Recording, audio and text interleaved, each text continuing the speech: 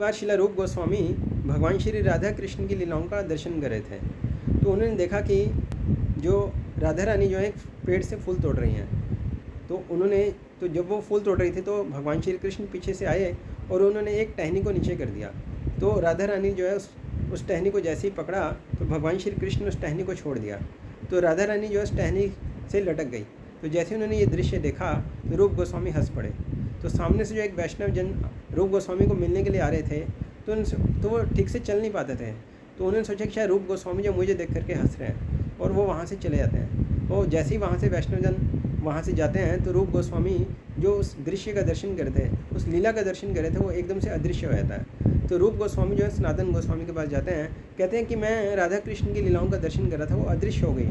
तो सनातन गोस्वामी कहते हैं कि शायद आपसे कोई वैष्णव अपराध हुआ है। तो कहते हैं वो कैसे पता लगाएं।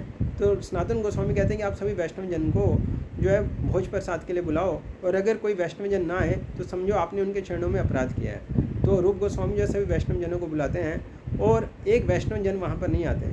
तो रूप गोस्वामी जो है उनके पास जाते हैं, कहते हैं कि मैंने आपको जो है भोज प्रसाद के लिए बुलाया था, तो आप आए नहीं।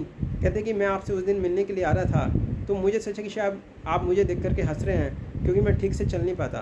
तो रूप गोस्वामी कहते हैं कि मैं तो राधा कृष्ण की लीलाओं का दर्शन कर रहा था, वो दृश्य देख करके मैं हंस रहा था। तो रूप गोस्वामी जो उनसे वो क्षमा याचना करते हैं। तो इस तरह जो है ये जो वैष्णव अपराध जो है हमें इससे बच करके रहना चाहिए।